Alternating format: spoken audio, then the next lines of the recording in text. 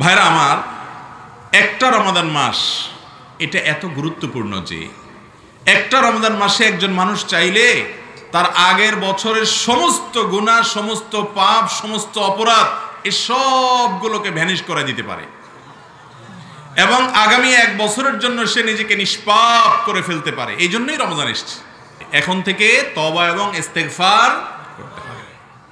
তওবা আর ইস্তেগফার কি আমরা জানি।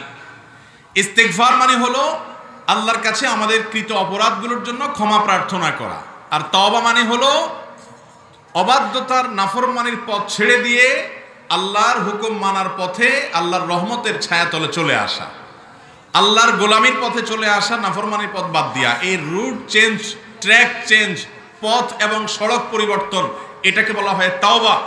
আর আগের কৃতকর্মের জন্য লজ্জিত হয়ে ক্ষমা প্রার্থনা করাকে বলা হয় ইস্তেগফার। আল্লাহ রাব্বুল আলামিনের নিয়ম হলো, সুন্নাহ হলো যে আল্লাহ রাব্বুল আলামিন আগের কোনো অপরাধ থাকলে সেই অপরাধগুলো অপরাধী হওয়ার কারণে অনেক সময় আল্লাহর রহমত থেকে মাহরুম হয়, বঞ্চিত হয়। অনেক কাজ আছে যে কাজগুলোর কারণে আল্লাহর লানত বর্ষিত হয়, তার মানে আল্লাহর রহমত থেকে দূরে সরে। আর আল্লাহর রহমত থেকে দূরে সরার কারণে রমজান মাসে ইবাদতের মাধ্যমে, আমলের মাধ্যমে আপনার অ্যাকাউন্টকে পরিপূর্ণ করার, রিচ করার, সমৃদ্ধ করার যে সুবর্ণ সুযোগ তৈরি হয়, এই সুযোগ থেকে বঞ্চিত হয় পাপিষ্ঠরা।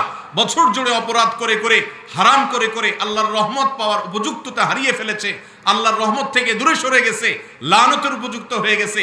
ওই জায়গা থেকে একজন ইমানদার রমজানের আগে আগে সরে এসে নিজের আগের অপরাধগুলোর জন্য ক্ষমা চেয়ে নতুন করে ইবাদতের জন্য মানসিকতা তৈরি করে সদিচ্ছার কথা আল্লাহকে জানিয়ে হাল খাতা যদি করে নিতে পারেন, তাহলে আগের গুলো মাফ হলে নতুন করে আল্লাহ তাআলা তৌফিক দিবেন ইনশাআল্লাহ। আগের সমস্ত অপরাধ বছর জুড়ে করেছি, এখন থেকে একটু নামাজের পরে, নামাজের শেষ বৈঠকে দোয়া কবুল হয়, সেজদায় দোয়া কবুল হয়, শেষ রাতে দোয়া কবুল হয়, জুমার দিন আসরের পরে দোয়া কবুল হয়, বৃষ্টির সময় দোয়া কবুল হয়, আজানের সময় দোয়া কবুল হয়, মুরগির ডাকের সময় দোয়া কবুল হয়। দোয়া কবুলের বহু জায়গা আছে। এই সময়গুলোতে বিশেষভাবে একটু মনে মনে আল্লাহর সাথে কথা বলবো যে আল্লাহ, আমি তো গত এক বছর ধরে এত অপকর্ম করেছি, এত অন্যায় করেছি, এত অপরাধ করেছি, এত গুনাহ করেছি, যে আল্লাহ আমি তো আপনার নতুন করে রহমত পাবো, রহমত চাইবো, সে মুখই আমার নাই। আপনি আমার আগের গুলাকে মাফ করে দেন। আমাকে এই যে রমজানটা আসছে, এই রমজানটা হতে পারে জীবনের শেষ রমজান। কত মানুষ, কত যুবক, কত বৃদ্ধ, কত মধ্যবয়স্ক, কত নারী, কত পুরুষ, কত শিশু, কত মানুষ চেনা অজানা গত রমজানে আমাদের সাথে ছিলেন, এই রমজানে নাই, চলে গেছেন। আল্লাহ, হতে পারে এটা আমার শেষ রমজান। রমজান হলো সারা বছরের, সারা জীবনের গুনাহকে মাফ করার সবচেয়ে বড় সুযোগ।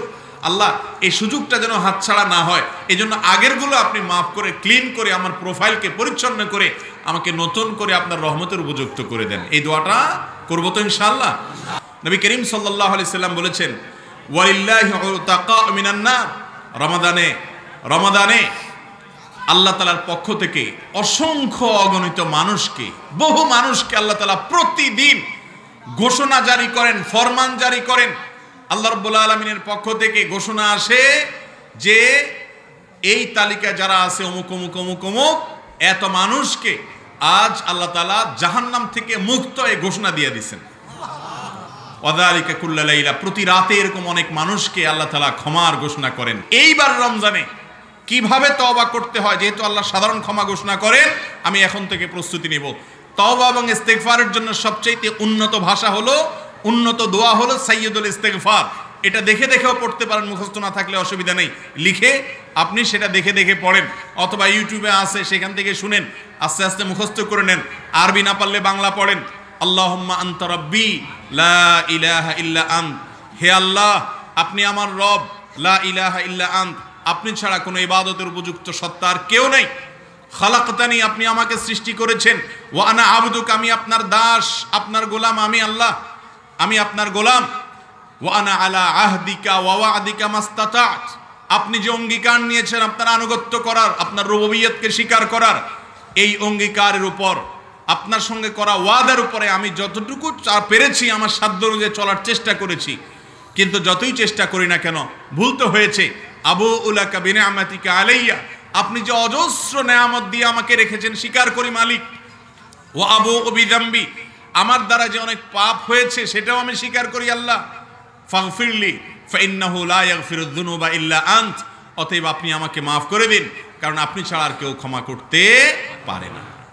সাইয়্যিদুল ইস্তিগফার, এটা বেশি বেশি করে পাঠ করতে হবে। এছাড়া যে কোনো ইস্তিগফার পাঠ করবেন, এটার জন্য আগে থেকে পরিকল্পনা করবেন। দিনে কমপক্ষে 70 বার রমজান মাসে প্রতিদিন ইস্তিগফার করবেন, এখন থেকে প্ল্যান করবেন। রমজান মাসটাকে যদি আপনি সার্থক করতে চান, তাহলে আপনার এখন থেকে দোয়া করতে হবে, আল্লাহ এই রমজানটা যেন আমার জীবনে এমন রমজান হয় যে রমজান আমার জীবনে একটা রেখা সৃষ্টি করে দেয়, একটা ব্যবধান সৃষ্টি করে দেয়, একটা পার্থক্য সৃষ্টি করে দেয়। আমার রমজানের জীবন আগের আর রমজানের পরের জীবনের মধ্যে স্পষ্ট পার্থক্য যেন দেখা যায়, সেই জন্য আল্লাহর কাছে দোয়া করতে হবে, তৌফিক কামনা করতে হবে। কারণ এই দোয়াটা হলো ইবাদতের তৌফিক, চাওয়াটা হলো ইবাদতের তৌফিক পাওয়ার অন্যতম শর্ত। আল্লাহুম্মা আইন্নি আলা যিকরিকা ওয়া শুকরিকা, আল্লাহ আপনার জিকির আপনার শুকর জন্য করতে পারি, ওয়া হুসনি ইবাদাতিক, আপনাকে যেন ভালোভাবে ইবাদত করতে পারি, আপনি তৌফিক দিন।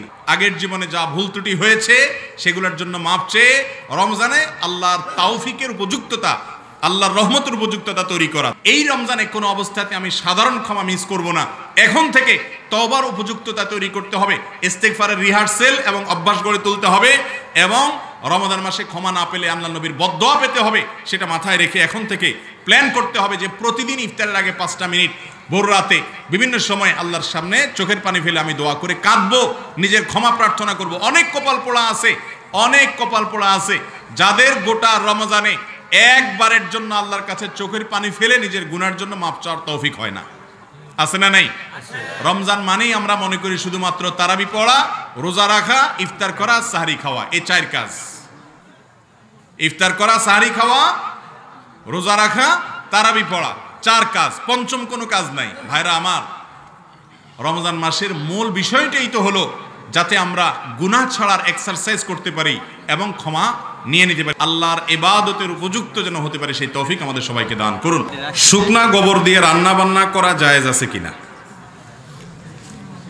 অনেকেই, অনেক মা চাচিরা শুকনা গোবর দিয়ে রান্না বাড়া করেন, অথবা বিভিন্ন যে খড়ি আছে খড়ির উপরে গোবরের প্রলেপ দিয়া তারপর রান্না বাড়া করে। তো এই প্রশ্ন উত্তর হলো যে গোবর যদি আগুনের জ্বালানি হিসাবে ব্যবহার করে পুড়িয়ে রান্নাবাড়া করা হয়, সে রান্নাবাড়া খাওয়া যাবে, এটা নাপাক হবে না, হারাম হওয়ার কোনো কারণ নাই। আপনাকে দেখতে হবে পাতিলের ভেতরে জিনিসটা কি। পাতিলের ভেতরের জিনিসটা যদি হালাল হয়, পাক হয়, তাহলে আপনার জন্য সেটা খাওয়া হালাল। আর গোবর যখন শুকিয়ে যায় তখন সেটা টাচ করলে বা ধরলে নাপাক হয় না, সাধারণত সচরাচর যদি লাগলেই নাপাক হয়ে যায় না, তবে কাঁচা গোবর যেটা সেটা লাগলে নাপাক হয়ে যায়। অতএব শুকনা গোবর যদি রান্না করেন, হাতে লাগলেও তখন দুর্গন্ধ হয়, তাহলে ধুয়ে ফেলবেন, শেষ, আর কোনো অসুবিধা নাই। কিন্তু গোবর দিয়ে বা গোবর দিয়ে যে সমস্ত লাকড়ি বা আপনার জ্বালানি তৈরি করা হয় গ্রামাঞ্চলে, সেগুলা দিয়ে পুড়িয়ে সেগুলোকে জ্বালানি হিসেবে ব্যবহার করে রান্নাবাড়া করলে, ভাত তরকারি রান্না করলে সে খাওয়াতে কোনো অসুবিধা না, সে খাবার নাপাক হবে না, সেটা হারাম হবে। দেখতে হবে যে আপনি যেটা খাচ্ছেন, চাল ডাল যে টাকা দিয়ে কিনেছেন, সেটা কি হালাল নাকি হারাম, এটা হলো মূল বিষয়।